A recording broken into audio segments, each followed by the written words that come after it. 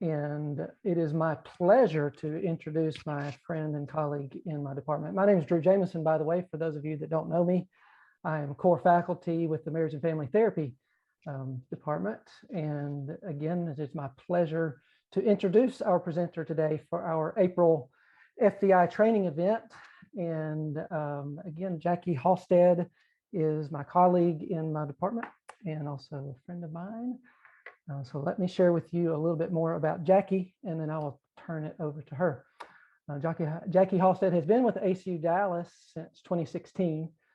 She's now serving as the Associate Director for the Marriage and Family Therapy online program. She was on the residential campus from 1998 to 2010 and served as the Program Director and Department Chair for the MFT program there. On the side, she runs the Selah Center for Spiritual Formation. This is a nonprofit that offers a certificate program in spiritual direction and online courses in Christian spiritual disciplines and other spiritual topics.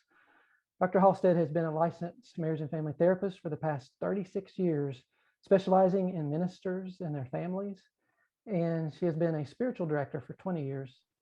She speaks frequently on the topics of holistic well-being, mental health, relationships, contemplative prayer, and spiritual formation at the national and international levels.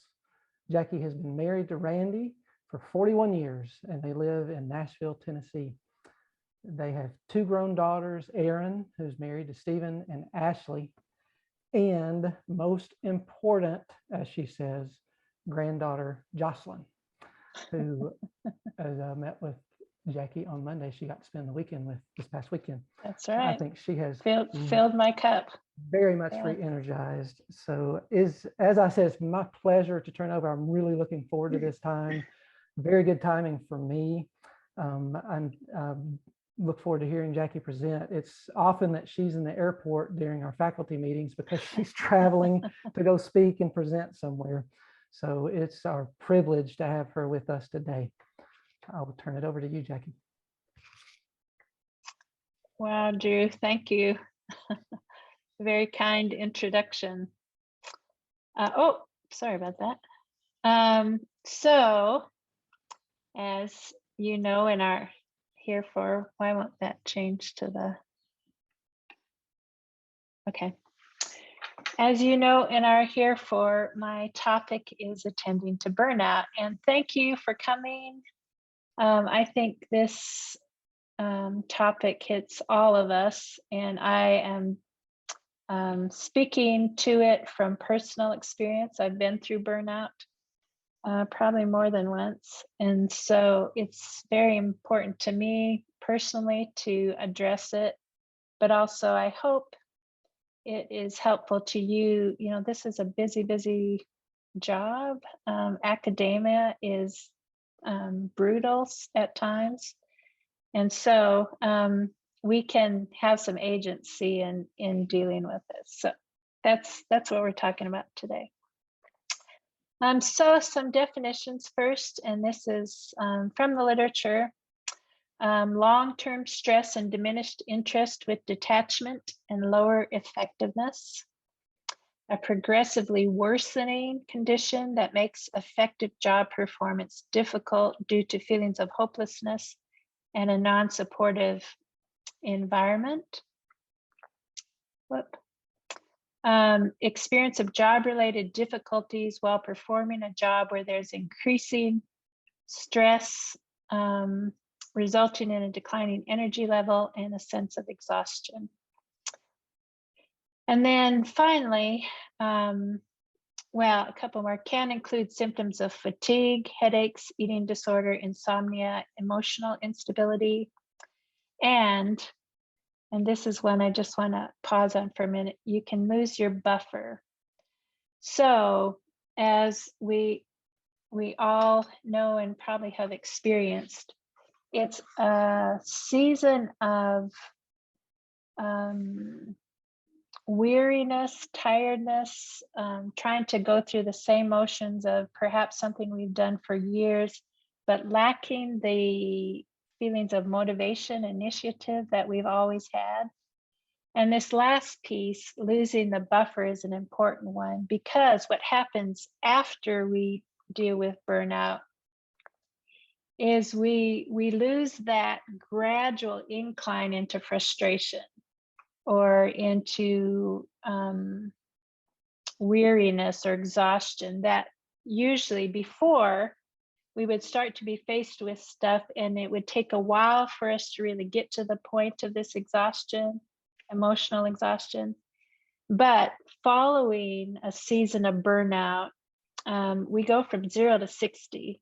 We're right there immediately. And so that is a very important indicator that you're in burnout or immediately have come out of burnout, is if you've lost that buffer. So we'll spend some more time talking about that. But it's important to think about this piece, that burnout is often believed to be exhaustion resulting from your high volume of work. But in contrast, it's actually a lack of meaning that happens tied to feelings of hopelessness and a lack of support. So whether that is real or subjective, if I feel hopeless about what I'm doing or that I'm not being supportive in the hard work I'm doing, I'm going to experience burnout. So that's an important piece. It isn't necessarily tied to having a very busy job. A lot of us do that and we can relish that. We can love that. You know, we're energized when we get to dive in. And even though it's long days, we still feel motivated and satisfied in what we're doing. But when we start to feel some hopelessness and lack of support, that's when it kicks in. So we're going to talk about burnout in relation to 4 areas of support that we need in order to have a healthy, vibrant work context or success in what we're doing. So the first is esteem support. Am I valued? And we'll talk about each of these specifically. The second is emotional support. Do I have friends with whom I can let down, who I can be myself with, and who I feel have my back? Am I compensated appropriately? Do I feel like I'm getting what I need in order to live as I do my job? And then informational support. Do I have what I need? That's information, resources, etc., in order to do my job well. So those 4 areas are needed. So let me start with a short example from my life. So I was in I won't talk about academia, but I was in for a year, I stepped out of the academic life to work as the director of education and programming for a large retreat center. And I loved what I got to do there. I loved creating program. I had 5 associate directors who worked under me and each had their own area, and it was fun to work with them. I thought we were doing some good. There was a lot of meaning in it. But my supervisor, the executive director of the retreat center, was very difficult to work with. And she was never happy with what any of us on the leadership team were doing. She would pit us against each other, made it difficult for us to have friendships with each other, although we did in some cases regardless. And she would use the information we needed in a punitive way, that if she wasn't happy with what we were doing, she would withhold information things. So you can see it kind of hit some of those areas we were talking about. And I went through burnout there. It was pretty quick. Within about 6 months of being there, I was really struggling with burnout. So I'll refer back to that as I talk about these, for example. And I do want to let you know, I will be allowing for questions in a few minutes here. So esteem support. is about recognizing my value in what I do. And obviously the best scenario is if my supervisor values me, is letting me know they value what I do and my work and what I contribute. That's the best. But it's also really important that I know my value, that day in and day out, I know I'm making a difference. I'm doing some good. And it doesn't matter what type of job I do. It's do I recognize that I'm contributing in a meaningful way to the world? And then, so as we look at it, it's this recognizing my own value, but it's also recognizing God's value of me. And as people of faith, we have this advantage that we are made in God's image. And we know, or hopefully we know, that God values us. So even if I may not feel valued on the work setting, I know that God made me for a purpose and is using me as an instrument. It may be on the job site, or it might be at home or with my other relationships. But I know inherently I have value. And so that comes from spending time with God, so I can learn that as I am with God. And then it's also about doing things that give me life, that fill me up, that bless me. And so that's both things on the job and it's things outside of the job. But, some of the ancient church fathers and mothers talk about, if kind of a standard practice is whatever gives you life, do more of it. What takes life from you, do less of it. And we don't always have that option, but we can always find things to do in our job. And it might just be stepping outside for 10 minutes. It might be telling a colleague, I appreciate what they're doing. There are things we can do that give us life. And there are things that we can step away from that take life from us. Now, of course, that's not entirely possible in our jobs. There's always things that are life-sucking. But as much as we do, we want to balance these two things, do more of what gives us life, do less of what takes life from us, in order to feel that we're being used well, that we fit well in what we're doing here.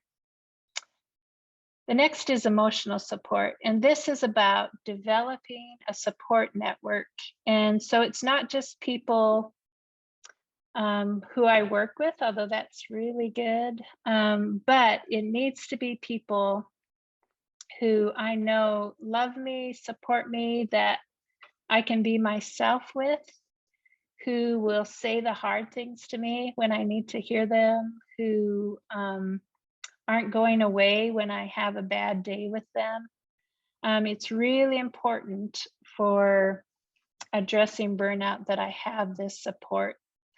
So we need to choose friends who are not always negative or discouraging to us, but friends who we know will build us up. And that also means friends who I can trust to say what needs to be said. I need to be a good friend to others. That's the way that I create emotional support for myself also, is when I'm a good friend to others, that is often reciprocated. Tangible support, and forgive me for rushing through this, I am allotted a limited time. Tangible support is, am I compensated appropriately for what I do? Sometimes I might not feel I am, so I need to be willing to ask for what I need. And I may have to leave a job in order to be fairly compensated. I've had to do that during my career life. So that's the extreme, of course. It also might mean I have to develop another means of income on the side. One form is called passive income, where I'm doing something that I don't have to put a lot of ongoing energy in, that just provides a stream of income. So there's different ways to figure out how to develop that. But the first, we start with asking. And unfortunately, there's no way to get around if I don't feel I'm being compensated fairly, appropriately. It's going to feed into my feeling of value, not feeling as valued as I need to. And that's just a cultural message that support, tangible support, is tied to value. And the last is informational support. So what do I need in order to do my job? Sometimes that's information. Do I have access to the information I need in order to do my job well? But it's also about other resources, about having the, academia, it's mostly information, isn't it? But in other jobs, it might be different tools I need. I guess here it would be, do I have appropriate technological help? Do I have Canvas, things like that? Do I have what I need in order to do my job? And also it's about intellectually, do I have what I need to do my job? Am I willing to educate myself? I may need to take the initiative and not wait for others to pour into me, but am I willing to seek out what I need in order to do well? And then continuing to develop professionally, learning and growing, taking advantage of those professional development opportunities, not just because I need to check a box on my activities, but also I want to grow and learn and become a better and better both employee, but also person. I need to continue growing. So those are the 4 types of support we need. And I'm going to come back to this in a little while. But again, ideally, we'd be provided a lot of these things on the job. But it's important that we're really willing to take the initiative to make these things part of our support. If we just sit back and are unhappy when we're not getting them, we're not going to be as satisfied on the job. So sometimes it's stepping out there and going for or seeking what we need. And then finally, and this is a really important piece of it, and this is especially important for those of us in this academic arena, we have to have a healthy rhythm of life.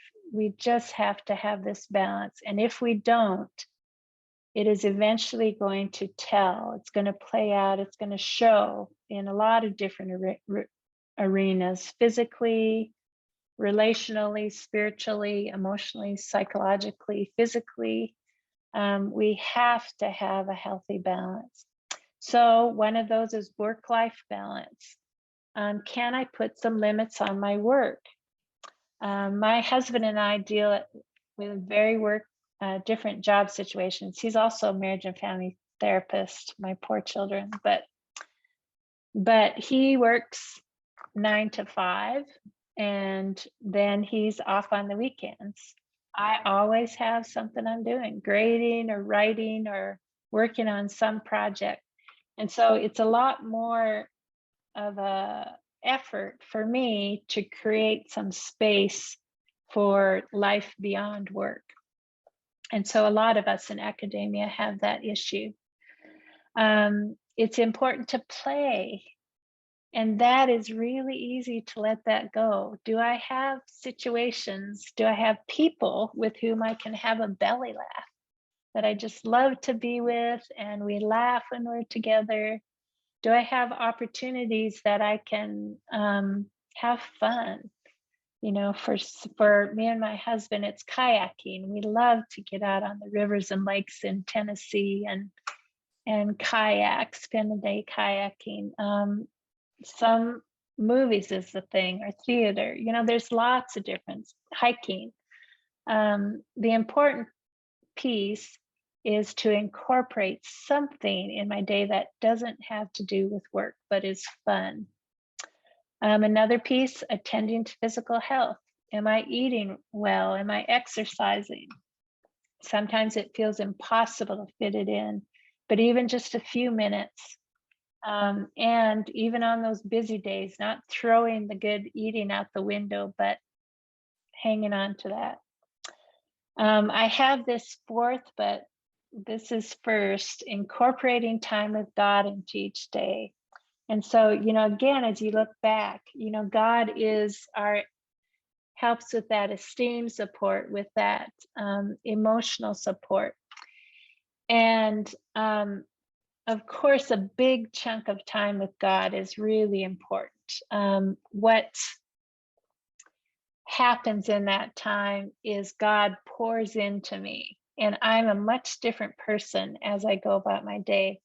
But sometimes we can't do an hour, half an hour, even 20 minutes. Sometimes we can only do 10 minutes.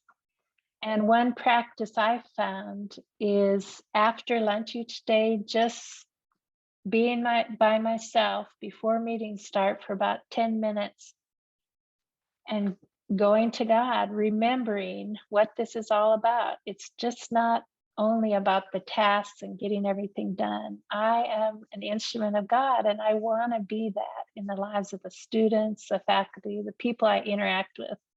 But it has to be God working through me in order for me to do that. And that's also the inviting Sabbath into our busyness. I had a very wise friend once. I was talking about my schedule and asking her, will you help me figure out what to cut out? And she said, you're a busy person. And I think all of us on this call are. And she said, maybe it's about inviting Sabbath into your busyness. And so that's actually when I started the practice of that 10 minutes after lunch, because I'm just going to stay busy. So remembering to have a little bit of breathing space as you go about your day.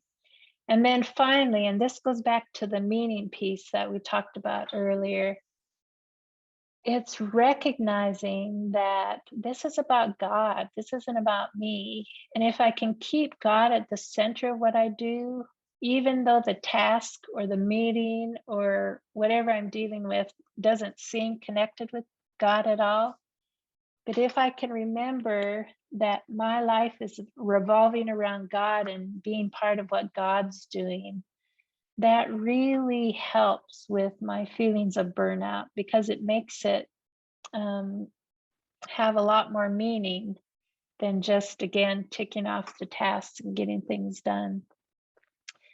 So a couple of practices, and I want to be sure to share these because in my introduction I said I would, but one is the practice of breath prayer. And this is a practice of, as I breathe in, I'm saying one phrase, and I breathe out, I'm saying another. So the classic one is Jesus Christ, Son of God, that I say on the in-breath, have mercy on me, a sinner, I say on the out-breath.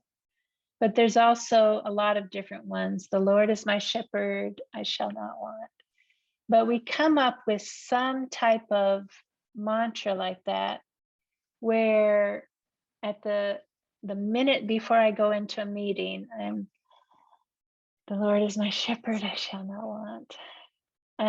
When I'm standing in line in the grocery store, when I'm frustrated in traffic,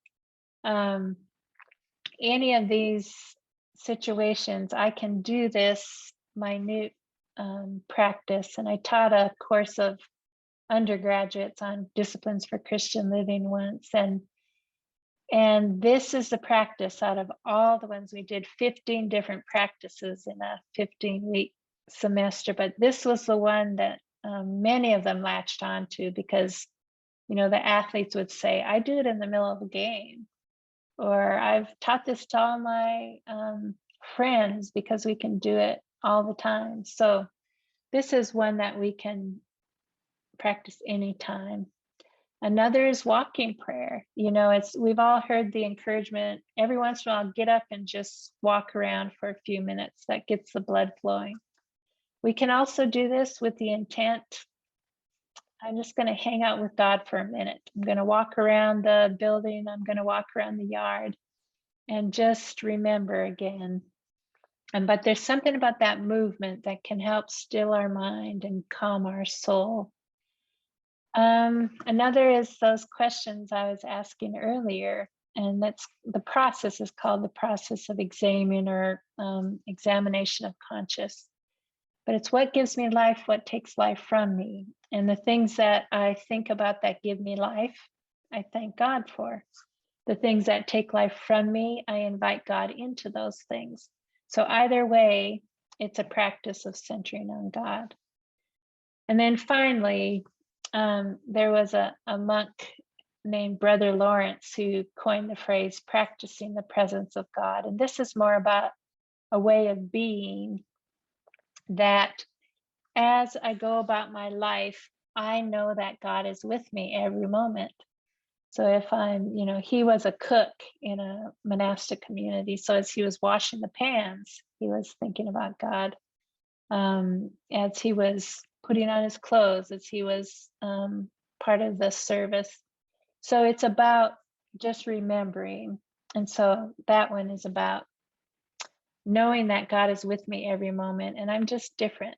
So all of these practices, and then back to the slide of all those different things, if we attend to them, we're much less likely to experience burnout. And if we're in the middle of burnout, it's going to help us get out of it because we live so out of balance that sometimes we just crash emotionally and mentally. So again, last words, just want to help us remember in regarding burnout, it doesn't always have to be our environment that is helping us get out of it. Again, it would be ideal if we had that esteem, emotional, informational, tangible support from our work environment. But I have some agency in it too.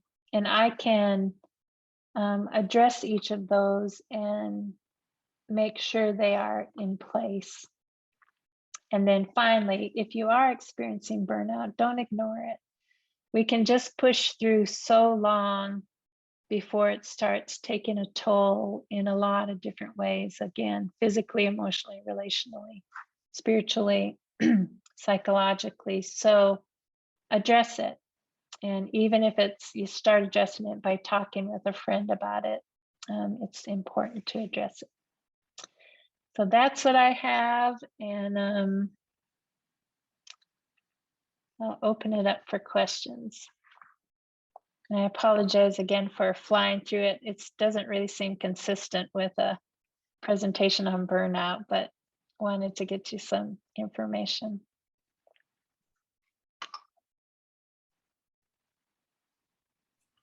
Jackie, could you explain again how the breathe in, breathe out works? How on breathe in, you're supposed to do one thing, and on the breathe out, if you could explain that again for me. So again, the classic prayer is Jesus Christ, Son of God, have mercy on me, a sinner. So this is from the, I believe it was the early 700s when this was first started, but it's on the in-breath. It's a form of meditation. I breathe in and I'm thinking, Jesus Christ, Son of God. And then as I breathe out, I'm thinking, have mercy on me, a sinner. Or other phrases. For me, when I say is, I am the beloved, I love you, God. And so that's just a simple one I've made up to remember that I'm loved and I'm with the God I love. So any phrase, just breathing it and saying those words to yourself a few times just kind of brings us back again. And so much of it is about centering us on God and bringing us back to remembering what this is all about. Thank you.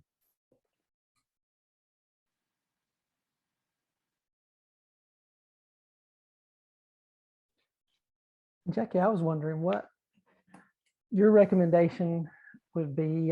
This is something I've been putting a lot of thought into for quite some time. And when it comes to work-life balance, I often even refrain from using the word balance just because I don't know if it's really possible. But even thinking ahead to, I want to retire one day and I want to enjoy my retirement, but I also want to live today. So I think my question to you is what recommendations for developing that discernment for how I do manage my present to truly live with the future in mind, but also the present in mind. And that may be a very broad question, but developing that discernment in how I choose what I do. Yeah, well, and first, balance doesn't mean equal in terms of time. So, there's just no way to have, unless you count sleep, maybe we should use that. But it's about over time. And of course, there's periods when we have to all hands on deck and we just really have to pour into things. But if that is our life day in and day out for weeks, months, years, that's out of whack. We have to pull back from that in order to address the other things in our life, the relationships, the family, the emotional support. Am I there for others? Am I with people enough that they can pour into me? And so it's, we've all heard the thing that on our deathbed, you don't think about the work you did, you think about the people you were with. And I hope we can think about the work we did as meaningful and part of kingdom work. But it's also about letting myself breathe enough so I can see what's going on around me.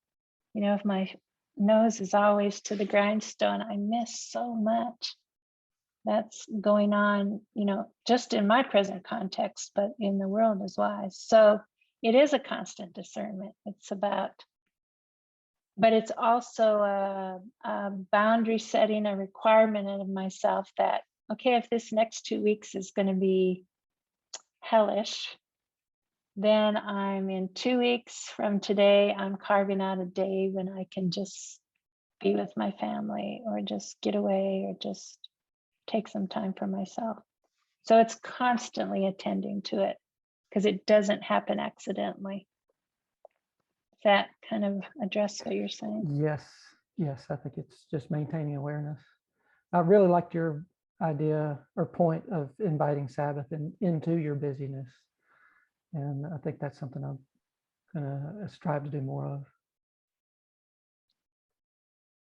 Thank you.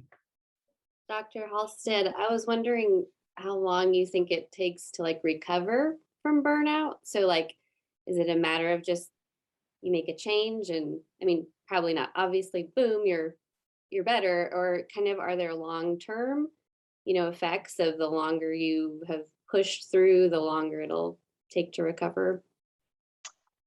Well, first on the how to recover, it takes time. It isn't an immediate, especially when you're really worn to a frazzle. And again, it's not just the volume, it's I've really lost something in terms of the meaning behind this, which enters into it. So it takes a while, and you don't come back ever exactly the same because it's, there's a little bit of change in your perspective that happens as a result. But you can get back to where you need to, that you're functioning well and finding motivation and joy in what you're doing. One of the repercussions is that loss of buffer, that you can get back there pretty easily, pretty quickly. And so that would be the main one. But it's also true that once you have gone through it and have worked your way out of it, have done what you need to become healthy again. And I use that word loosely, healthy, but you know that pathway back there.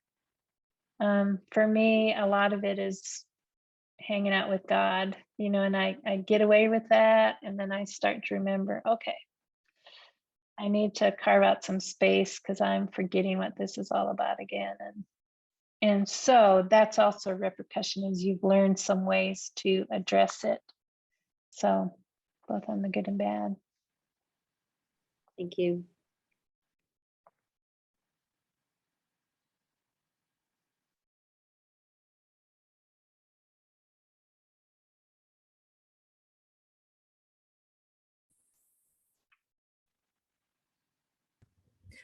Dr. Halstead, I'd love to hear, as you were talking, it's so helpful. I think we all just need to hear this from various times in our lives. With the way that our world has changed so much into the online environment, do you have any tips for navigating burnout in a more of a remote world, either personally or as a leader trying to manage employee, just anything? I just love to hear your perspectives on kind of how online world may have changed how we assess others. One thing that, and thank you for bringing that up, Megan. Zoom fatigue is real. I mean, it is definitely a thing, and just hour after hour being in front of a screen, in so many ways, it's different. It's not the same as being in a person's presence. You miss that presence piece, but it's good. We've been able to do so much because we do have Zoom. But it affects you a little bit emotionally because of that distance. It also affects us physically because there's less movement. We're sitting in one chair for hours and hours and hours. So, then there's that piece about being more intentional about getting up, walking around, walking outside. My husband gave us chickens last year for Mother's Day. It was definitely a surprise. But that's been a nice distraction, that every once in a while I'll walk out and see if there's an egg, but so it's, and it's also about making time to be with people. And so, some of us have family members who we can, at the end of the day or during the day, we can go and be with a bit. If you live alone, it's really important that you make time to be with other people, so that you just get kind of that presence feed, sustenance. And managing people, it's important to, one of the repercussions of the online world is it's very task oriented. And, in the therapy world, we saw this where, on teletherapy, even before it was a thing, clients just seem to get right to the issue. There's, usually in person, there's a little bit of chit chat and stuff, but when you're on the phone or on the computer, you get right to it. And that's kind of the same with online business. We much more get right into it. And so as a leader, it's important to step back a bit, find ways to connect with people relationally, even in the online, ask about their life, what's going on. But that has to be an intentional piece that is brought to it. But yeah, it definitely impacts people. And I'm really curious to know how, from a research standpoint, what will come out as we move away from the pandemic in terms of mental health impact and all that. Thank you. Jackie, I was just thinking about your list of the healthy rhythm of life and looking at those. Hi, Amy. Hi, Jackie. And how I think that there is guilt associated with several of these things. So, because I think our culture pushes back, like, why are you saying no to this thing? or why are you not participating with this? Or whatever, or like that this play seems frivolous, right? But I think about, for myself, the people who I respect the most have evidence of these things in their life because it comes across to me as healthy. So even though I might be like, oh, I really wanted them to go do this thing with me or whatever, if they're like, no, I need to say no for this reason, I have a ton of respect for that. But there is a lot of cultural pushback, I think. And so that was something I was just thinking about. And then the other thing is that I do believe what you were sort of saying about how our body tells us that we need things like Sabbath and these rhythms for healthy, full beings. I realized that many, many years ago, and actually now set an alarm on my phone for early on Sunday afternoon. Good for you. Because this is Sabbath, and I will be just doing things at home, but I don't go places. And I've said no to a lot of things that I feel kind of bad about sometimes, but I know that I'm better on Monday morning if I've said no to things and given myself that window of time on Saturday. So those were just some thoughts that were rolling around. Yeah. Well, and to your first point, I think it's important we recognize the way we contribute to that, like you're saying, where sometimes we don't want to respect someone's boundaries, or we have this let's compare how busy we are kind of thing, that we're sharing all the things we're doing, and that's really valued and admired. And so just saying attaboy when okay, good for you not coming, or whatever. But anyway, just recognizing our contribution, especially in academia, of we push each other till we drop. Thank you, Amy. Jackie, Joe chatted, it wasn't a question, but along the lines of what Amy was saying is how we can feel guilty for taking that time for ourselves. And it is many times in opposition to our culture. So, Joe mentions just like taking a bike ride or other non-work related activity, because there's always something to do.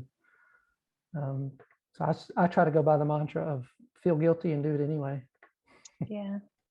Well, and to Amy's point too about I just have to decide, okay, I'm going to lose that cool point, or I'm not going to be as admired because I'm not going to attend meetings in the next 2 days, or whatever. We have to just be secure in ourselves enough to be able to say, I got to take a breather.